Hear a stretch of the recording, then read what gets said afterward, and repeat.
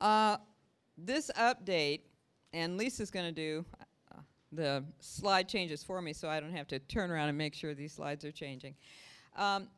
We want to first remember the fact that even though times are tough, we still have some good things happening. And I think it's bad when we fail to celebrate the successes we've had. Because those successes, at least for me, are the things that give us the energy to keep moving when times are hard, right? And so let's remember that some good things are happening and have happened. And so that's what this first slide was about. Nationally recognized, and I'm not kidding about the nationally recognized thing. Just this week, believe it or not, Nina, president of the PFT, and I were in San Juan, Puerto Rico, talking about the work in Pittsburgh. And by the way, at the cost of the U.S. Department of Education, not the Pittsburgh Public Schools. So the U.S. Department of Education asked us to come and talk about our work, which we did. And we were the only district invited. So it was us and all the people from San Juan, Puerto Rico that were at this conference. So, that's not, you know, as I say, that's true. So we not only nationally, but now we've kind of left the mainland, United States, a little bit. Just this morning, I was with the people that do Promise scholarships around the country. As you know, the Promise started in Kalamazoo, Michigan. It's spread now to El Dorado, Arkansas. We had a student who was from Denver Public Schools speaking, but 3 of the kids who were talking were our kids, our graduates, talking about what the Promise did for them. And I think they recorded it. I hope that I can get the copy because I'd love to show you just the video clip. They're saying, you guys changed my life. You guys changed my life. And so the Pittsburgh effort around our Promise Scholars, all 3,200 of them, has been just phenomenal. One of our young ladies I'd heard speak before, her name's Vanessa. She graduated from Westinghouse. She graduates from Chatham in the spring. First in her family to go to college. And when I hugged her at the end of this, I mean, hearing these kids talk, it just brought tears to your eyes, but when I hugged her at the end of this, I said, send me an invitation. Send me a graduation invitation when you get ready to walk across the stage at Chatham. So, PSSA, yes, we saw some increase. I mean, we saw some increase. We're headed on the right direction, right? The trajectory is good. We made AYP this year, which we all know we missed it by a hair last year. That was disappointing. We made it the year before. And so that too is a victory. And everybody in this room contributes to that victory. But the heart of the matter for today's discussion, of course, is around the serious issues we've been looking at in regard to our budget. The expenditures of our district have exceeded our revenues for 5 years. And if you look at our own budget books, you can see it. And of course, that works okay as long as you have a fund balance or a reserve. You've got money in the bank, you can still pay the bills, it works, right? But sooner or later, if you are using your fund balance to fund your operating expenses, and by operating expenses, I mean all of our salaries, all of our benefits, keeping the lights on here and every place else, sooner or later you're going to run out of fund balance, right? And then, of course, we also know that the Corbett administration has told us, in fact, Governor Corbett himself told us, do not depend on them for more money every year. Do not depend on the Commonwealth to get increasing revenue every year. So we have a problem. There are a lot of complexities to it. The federal government is also, you may have heard, having financial problems. And so that may, and well, I shouldn't say may, that will impact the amount of money we get from them too. Angela Mike was here last night. I don't know if she's here today, but she just sent me an email this week that our Perkins grant has been reduced as of like now, not next year, but now. We're expecting a reduction in our title funds. So it's kind of this perfect storm situation going on. So not only is the state flattening our revenue and in some cases, in this case, decreasing it for us. But also we have the issue of federal revenue as well. Greater competition from our charter schools. We've been very honest about this. The enrollment decline that we're seeing right now in our district is more related to charter increase in enrollment than anything else. We are in an environment where we, unlike public schools of 20 years ago, have to compete for kids. We can't sit at the door of the schoolhouse and expect the kids to show up just because we have our door open. And parents can vote with their feet, right? They get too unhappy. And in fact, I get those calls sometimes. By the time they call me, they're pretty upset sometimes. You know, fix this or we're out of here. That's the message I get. And so the charter competition is real. And what does that mean? That we get mad at the charter schools? No. What that means is we do it better. We do it better. And I believe we can. We have a lot of underutilized classrooms, and by that we mean we have classes that don't have a lot of kids in them. We have more schools than we need, and of course you know we have some that are sitting totally empty, and then we have some we actually have open that are partially empty. And then of course our costs go up every year, just like they do for any of us in our own households. Things, you know, go up. Everything from the price of gasoline to health care, obviously, is a big concern. Salaries. And why not raise taxes? And I say some people have said to me, well, why not just raise taxes?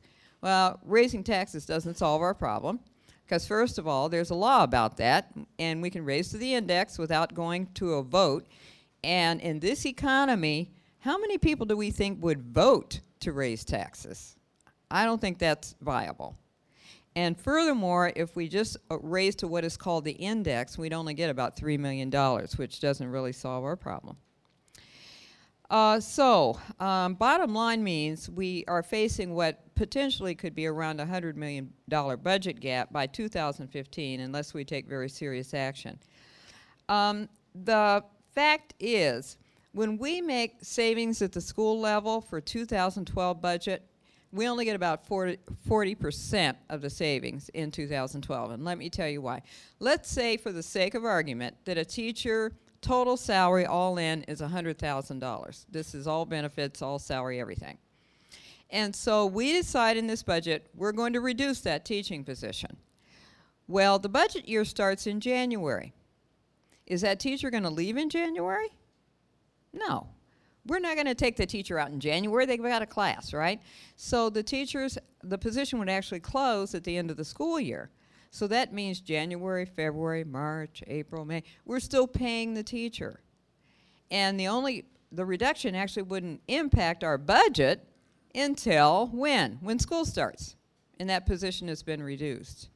And so that's why we would only get, you know, for every $100,000 we reduce, we get $40,000 in savings that first year. Now you get the full savings in 2013 from that reduction, but for 12, it doesn't help as much as you might think.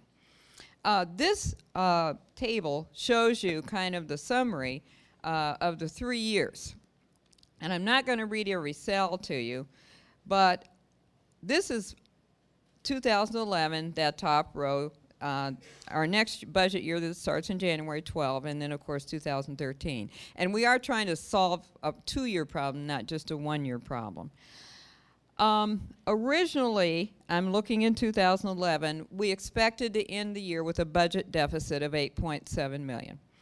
And it's down to 7.9, even though we took cuts because of the changes that we've already made. And so we're in a little bit better shape than we thought we would be, in spite of the fact we had decreased revenue because of the changes the actions the board has already taken. And that fund balance, that savings account, is sitting at about $70 million. Once we take that 7.9 out of it, we've got 62.1. Then in 12, with no further action, you can see that it goes down substantially to 23.9. And you see that red no under there? The question is, are we in compliance with the fund balance policy? No. Well, the board has a policy that says that we have to have 5% of our operating budget in the savings account. And so what that really means is your savings account has gone below the floor. The floor is 5%. It's below 5%. You're beyond the floor.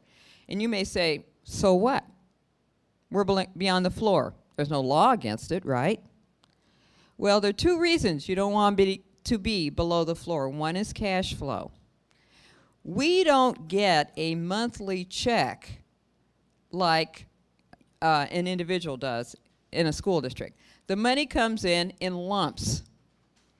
And so you get a whole lot of it at one time. And then you got to go a whole long time before you're going to see any more.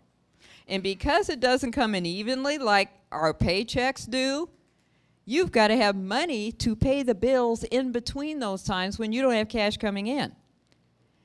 You have to have cash flow. It's kind of like in your own funding in your house that, okay, if you know you're only going to get paid every 2 weeks, you know, you get paid, you go to get groceries on Friday, the next week, you're not going to get paid. If you didn't have any money that you saved for the groceries for the next week, you don't have enough cash flow, right? And so it's a cash flow issue. It's a cash flow issue. That's number one. And if you don't have enough cash flow, you can't pay your bills. And we're part of those bills, right? Because we're expecting still to see that little biweekly or that twice a month check. And so that's why cash flow matters. The other reason is we get a bond rating just like the federal government. And the bond rating is partially based on that fund balance. And so if it goes too low, the bond rating goes down. What happens? Then your cost of borrowing goes up. And if you don't have enough cash flow, what are you going to have to do in order to pay your bills? Borrow. Borrow. So you can see it's a vicious cycle. That's why that's important. And so I'm not going to spend more time on that particular one, but it'll be posted and you can check out the numbers for yourself. Okay. So we estimated a deficit, and deficit just means we're, spending more than we're taking in, of $38.2 million with the Business and Finance group on the 3rd. And if we were to convert that to positions with a total compensation of $71,000, that's 500 positions. This slide you've seen before, I believe, and this is just the spending in Pittsburgh as compared to spending in other districts around the Commonwealth. And as you see, we are a high cost per student district, and there are several implications to this.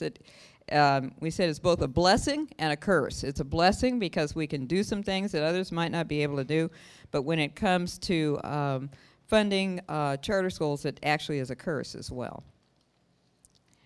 And I'll talk a little bit more about that if anybody is interested. This graph kind of shows how the money gets spent in the general fund budget.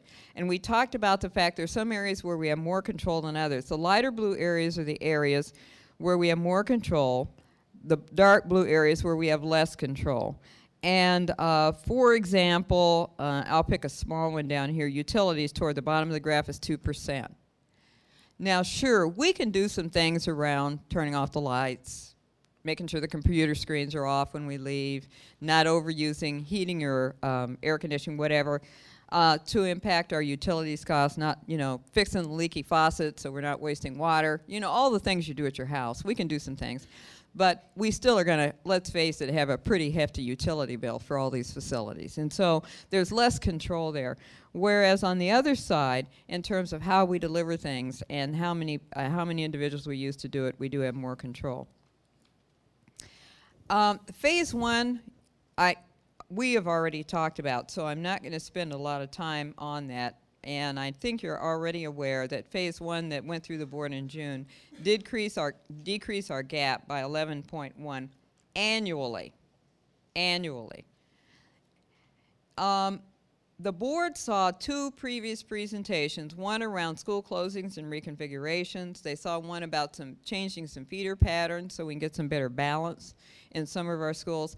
And then the one they saw last night was around delivering the educational program. But one of the things we wanted to make sure they understood was it all works together. You can't pick out 1 and not do 2, or pick out 3 and not do 1, because it's all tied together. And so that it has to go up or down together. You can't divide it up. One of the things we told the principals yesterday is we are reducing their basically supply discretionary budgets now. We're pulling some money back out of their accounts now. And this is because we have to get more savings. We're not all the way there. So they're aware of this. Finance is aware of this. We're cutting their discretionary accounts 20 to 30%, depending on the amount of money they have left.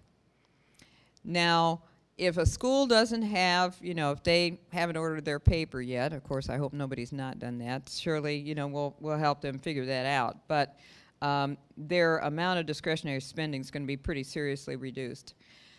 But we have to go, as a district, from a system of small schools with significant variation in quality, equity, and cost effectiveness to a system of quality schools that promote high achievement in an equitable and cost-effective manner. So that's really what we're trying to, where we are and where we want to be.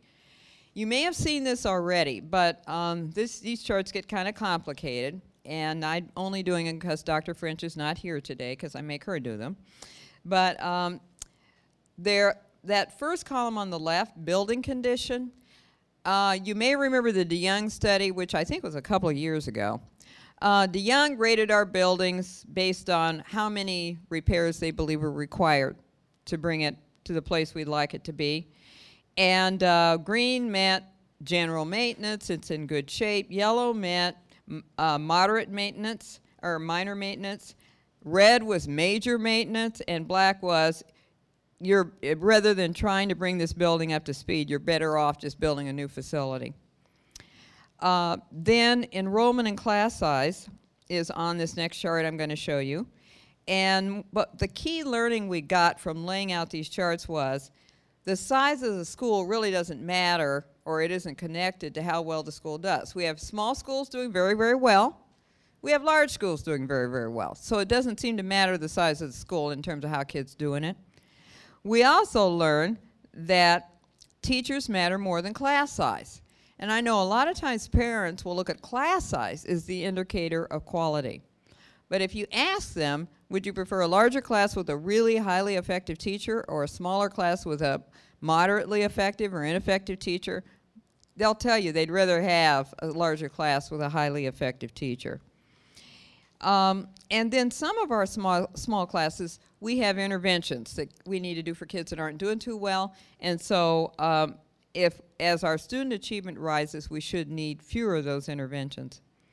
Then the last bar over here is student achievement. Green, if a school is green, it means it made AYP, adequate yearly progress, and it had positive growth. So it's going up, and it made AYP. Then yellow means it did one or the other. It either made AYP and isn't going up, or it missed AYP, but it is going up. So it did one or the other. And then red means it didn't do either one. So we talked about the teachers mattering more than class size, and this is based on our own teachers in our own district research. And we think it's incredibly important. The most effective teachers in the district produce gains in student achievement that, if accumulated over several years without decay, could erase achievement gaps between black and white students or between Pittsburgh students and statewide averages. So the highlights of the analysis, and you're going to see the slides, what this looks like. We have a lot of variation in size. We have a lot of variation in class size. We have a lot of variation in building condition. And we have a lot of variation in the range of course offerings. But we know that achievement is not tied to any of those things. And we also know our K-5 and K-8 middle schools are running a lot more efficiently than high schools are, and are generally higher achieving than high schools are. So more efficiency doesn't necessarily mean that schools cannot be high achieving. In fact, in our district, it's just the opposite. Our more efficient schools are higher achieving. This next slide shows you what class sizes can look like. And it took me a while to wrap my head around this one, because at first it didn't seem to make sense. 55% of the students are in a class size that is in our targeted area, between 25 and 30 kids. 55% of the kids are already in classes of that size. But 60% of the classrooms have a lot of empty seats. So 20 kids, 15 kids, 10 kids. And you're thinking, well, wait a minute, 55 and 60 don't add up to 100. The first one, we're talking about kids. The second one, we're talking about classrooms. That's the difference. And so we have a lot of classrooms that are largely under-enrolled. This is what the K-5 schools look like, and remember that first yellow, or the color bar that says facility conditions tells you how well the building is, how much work it needs. And you can see we have, in the K-5 group, we don't have any that scored in replace, but we have several that are red. The column just to the left of that is how many kids are in the school, and you see the range is Minadeo at 558 all the way to Fort Pitt with less than 200 kids in it. And then this whole next section is around class size, and so it goes from 0 to 35, the range, and we don't have any classrooms in the K-5 schools that go that full range. They're pretty tightly around 22, 23 kids. Then you see a lot of green, and that means the school is achieving and growing. You see a few yellows, achieving or growing. You don't see any red. Then moving on to look at the K-8 schools, the same chart, and you'll see a couple schools here that have two numbers in facility condition, and that's because they're in two different facilities, so they rated both of them separately. The only building we have that's black is the building that the Montessori program is housed in, and so that's the one that, at least in the Young study, is considered a building that before you'd put a lot of money into it, you'd probably replace it. It doesn't mean that it's not a usable or safe building. It just means that all the upgrades that would be required probably are not a cost-effective way to go about it. Then if you look at class size, you can see the range of class size, and they're pretty tight. I should have probably mentioned before, let's just look at Colfax, for example, at the top of the chart. If you look at the little tails that are coming out, and they're called whiskers, coming out from the green Colfax circle, the green means Colfax is achieving and growing. But the class size range goes from about 18 to about 24. That's what those little whiskers mean. And so you can see as you get into smaller schools, generally the whiskers get bigger, which means class size range. And of course at Manchester, one of the reasons it is so wide at Manchester is because we have a lot of regional classrooms there that are for special education. And I believe that those may have been counted in Manchester's class size. This is what 6 through 8 schools look like in terms of both their achievement, their size, their facility condition, and the range of class sizes. And we have 6 through 12 schools with the 6 through 8 portion down below. So our 6 through 12s are listed on the lower half. And then, of course, at high school. This is what we were talking about. The ranges of class sizes are large. And we see a lot more red than we would like to see in terms of whether they're growing or achieving. So the work was, what do we need to run a school? We generally consider we need a principal. We need an assistant principal, and I'm just going down the K-5 column right now. 1 principal, 0 to 1 assistant principals, depending on the size of the school. We need somebody there for student services, either a counselor, social worker, nurse. We need clerical support staff, depending on the size of the school, 1 to 2 people. We need, right now, we have average class size in our K through 5 schools at 22. Our recommended class size for K to 5 is 25. And I know you may, if you read the paper this morning, doubling class sizes. And I'm looking, let me see here, 22 to 25. I don't think that's doubled. 22 to 28, I don't think that's doubled either. 21 to 30, I don't think that's doubled either. So I guess my math and the reporter's math are different. But anyway, and then going to this bottom row, if it were possible to eliminate all under-enrolled classes in that's what the savings would be. But we will be very honest, it's impossible to eliminate all under-enrolled classes for a lot of reasons. And we'll show you why in just another couple slides here. So our ways to address the under-enrolled classes are school closures and the reconfigurations, the feeder pattern changes, and the educational delivery model adjustments. But this slide really tells you why you can't eliminate all under-enrolled classes. If you look at scenario 1, and this is on the left side, one school with 152 first graders in it. If you divide that out, you can do it with 6 teachers at about 25 kids in a class, which, you know, is a reasonable class size, 6 teachers. But our situation is those 152 kids are not in one school, they're in 4 schools. And so once you put them into 4 schools, you've got 38, 38, 38, 38 in these 4 schools. 38 clearly is too big for a first grade. I don't think anybody'd advocate for a first grade that big. But you got one teacher with 38 kids. What can you do? You have to put in 2 teachers, right? You get to 2, now you've got 4 classes of 19. That's how we end up with under-enrolled classes, because they're too big for one teacher and too small for 2. And we have a lot of schools that are just right at that place, just right at that place. And so consequently, that's why the savings that you saw on that previous slide, I said to somebody, that's staffing in heaven. And unfortunately, we're doing staffing on earth, and it looks more like that second scenario. Okay, so we can get closer, and that's the work that the team that worked very hard, literally thousands of hours on figuring out how to do it. So we're going to talk a little about some of the ways to do that. But before we start, we've got to remember we still have a goal here, and the goal is not just to solve financial problems, right?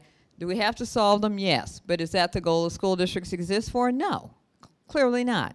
The reason kids are in school is so that we can get them to a place so they can do what they want to do.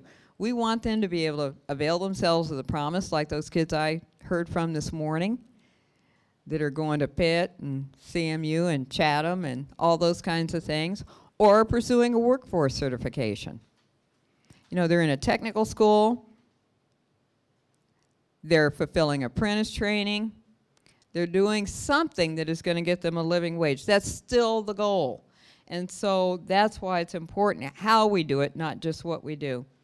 So after this plan, every student in the city will have rigorous academic classes, which we would expect, English language arts, science, math, social studies. One of the things that will be different is every student will have access to art and music education. And I interviewed on the radio this morning, and they were asking me about this, because I was with a group maybe 6 months ago talking about our financial problems, and they said, well, you know, you can eliminate that art music stuff because, you know, these kids really need, you know, these kids. And as soon as people start talking about these kids, of course, you know, I start getting upset because I know what they mean. You know, we know what they're talking about there. Well, your kids really need, you know, the basic stuff. They don't really need art and music. And of course, again, how many of us would want our own children not to have art and music? And so we believe that art and music are a part of basic skills. It's part of being a human being. It's part of being a complete citizen. We want people that are going to be, you know, after I'm long gone, going to the Pittsburgh Symphony, enjoying the ballet, going to see the Carnegie Art Exhibit. I mean, you know, why would we not want that for our kids? And so, would we love to do even more? Sure, but all the kids will have art and music. They all will have PE, and of course this is required by state law, so it's not like that was optional. They will have opportunities to accelerate and remediate. If kids are falling behind, we got to provide help. If kids can just blow the top off things, we've got to give them the fuel to get there. So that both of those are important. Clearly, we want to make sure that we have no libraries that are just totally shut down and not existing in our schools. So there'll be support in our libraries. Each school will have either a full-time counselor or social worker, which is not true now. That is not true now. We will have CAS, our gifted program, and an AP classes at every high school, which is not true now. CTE opportunities at the high school level. Expanded access to electives we already have. And how are we doing that? And I'll talk about how we're going to do that a little bit more. I know that it makes big news to say class sizes are doubling, they're cutting all these courses and programs. But that's not the story here. And then we're going to have support for family and community engagement in a dedicated way at each school, which we don't have right now.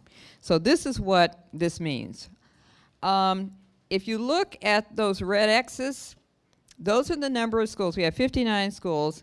49 of them have a full-time counselor or social worker. If you look at music, 56 of our schools have music, and the others don't. But under the proposed plan, everybody has some service. Everybody has some service. Now, for example, library services, the schools will have, our small schools will have a librarian at least once a week. And the librarian is not going to be tied up covering preps for teachers. So they'll be able to actually do some things with kids, whether it's research or whatever. Kids will have music at least one day a week. They'll have art at least one day a week. And of course, those are things that are not true now. So equity was a big theme of these changes, to get equity across the schools. And so this is kind of a summary of what's going to happen. Average class sizes, we already talked about moving closer to 25, 28, and 30, not doubling them. Focusing on courses that prepare kids for college and workforce certification. So there are, for example, a course that is going away is SAT Online. And standards-based math, which we all know is a euphemism for we didn't think you could do algebra. And the graduation project is not going to be a class anymore, standing by itself. It'll be integrated. This was one that got a little attention last night, that we would only serve our own students at the Gifted Center. And of course, many people didn't realize we were serving other students at the Gifted Center, but I didn't know that, but we are. Then in our magnet programs, a plan to, if the facility allows, provide more access. For example, if we have a wait list to get into Obama, and we have Roman Obama to add kids from that wait list, we'll do it. Because we know that if I had my heart set on Obama for my child, I don't get an Obama, what might I do? I might do a charter. Might do a charter. So we have to be sensitive to our community and where the schools they want their children to attend. And, you know, I said we got magnet schools that attract kids, and we got, I call them repel schools, the kids are trying to get out of. And we got to have more magnets and fewer schools where kids are trying to get out.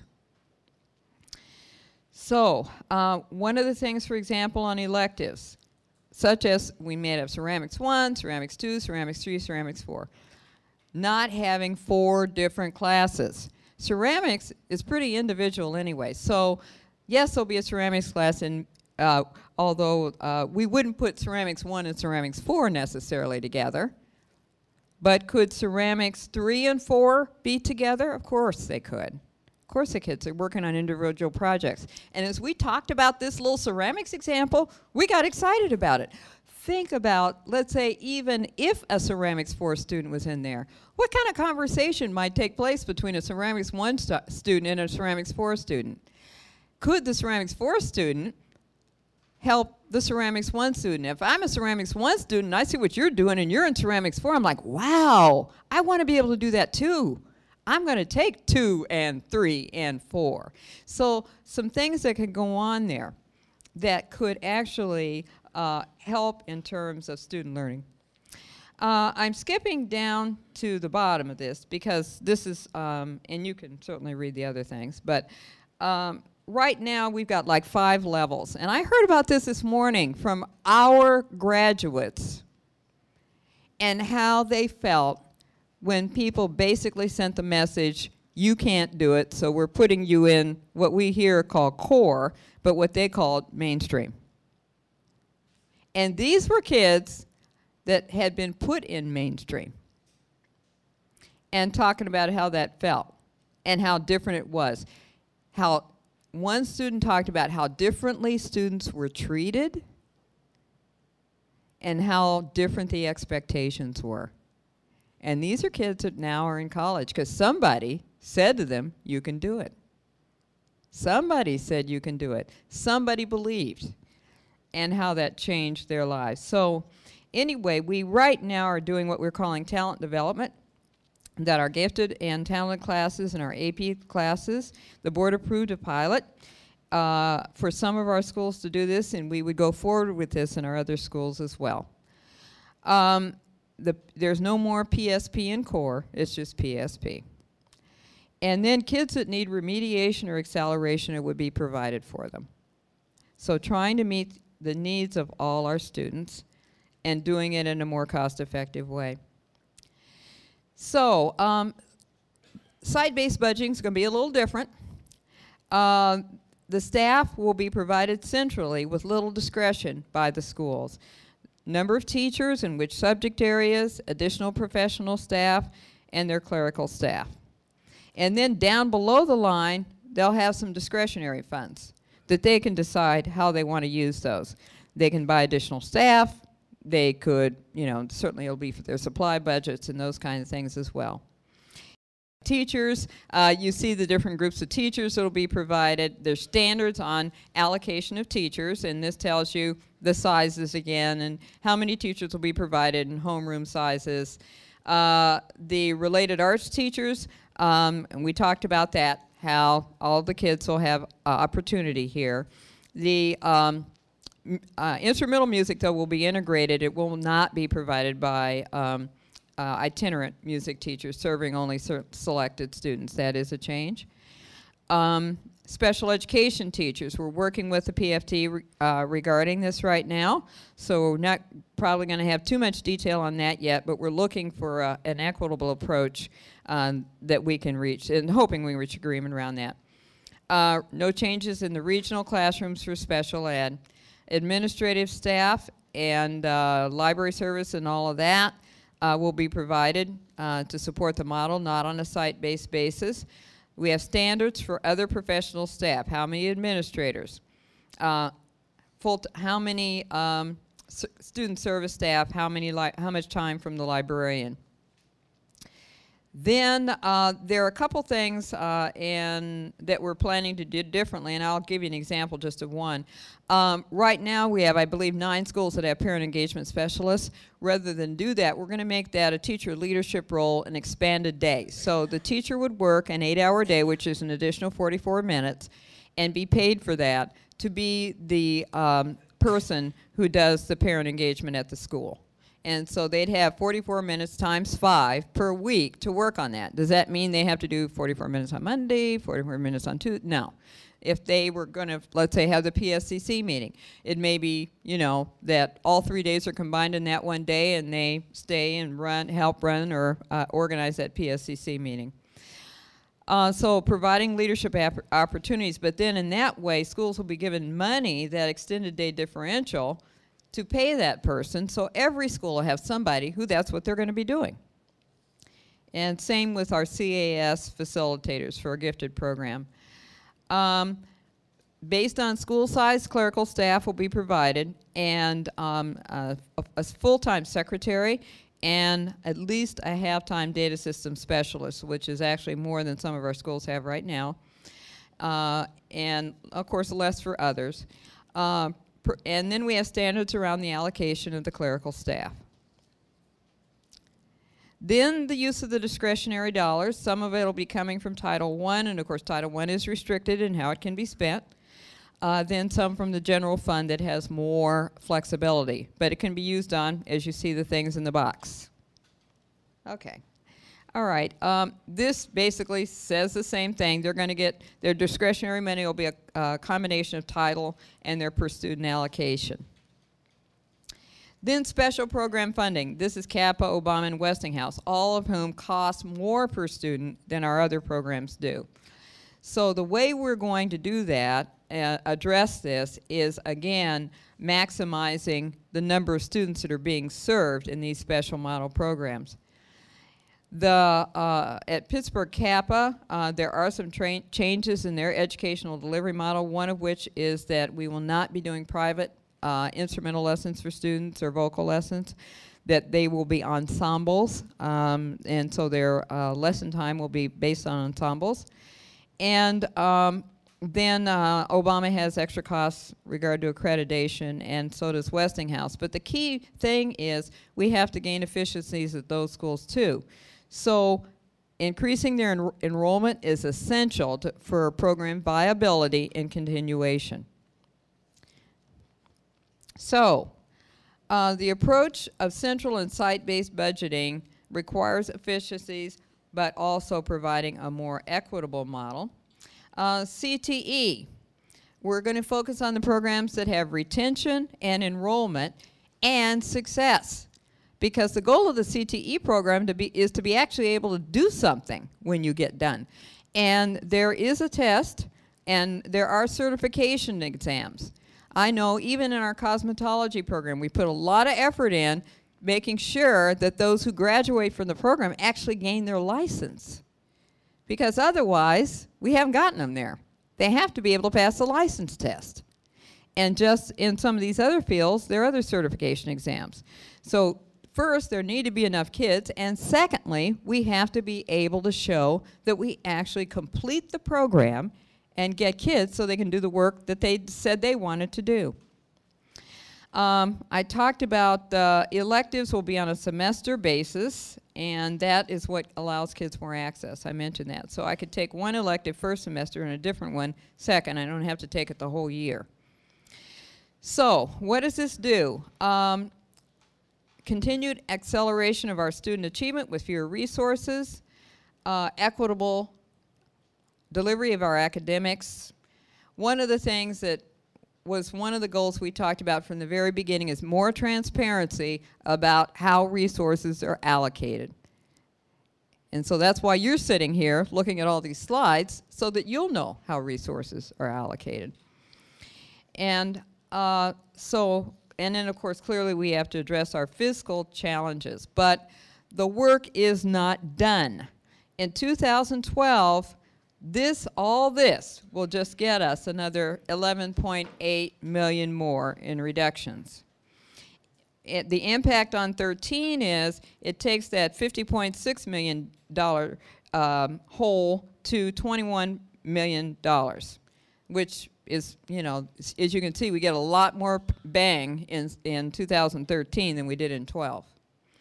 And then the other outcome is we still would not be in compliance with the fund balance policy in 13. So that's clearly why we have to keep after it. So if all the parts of the plan are approved in 13, in 12, we still have a problem in 13, but our general 3-year financial summary is better. And next to the last slide is just the timeline of how things are going to happen. The release of the preliminary budget is the 16th of November. So that'll be actually the next big date around this. And then a special legislative meeting in December, which we hope will result in the adoption of the budget. So we believe you need to understand it so you can talk about it and you can become more effective as you think about ways in your own role where you might be able to say to me, I'm getting emails already. Well, how come you don't do this? You know, we can save money by doing some things. So as you think about that, please have some discussions within your own departments. And then you need to know what's been adjusted, what's been preserved, and what changes that's going to make. Because you have to be able to think of that, because all of these things ripple out, don't they? They all have an impact. and it's all tangled, tied together. So we have to think of the implications of the changes. And then also we have to take this as an opportunity to be focused on the needs of our kids.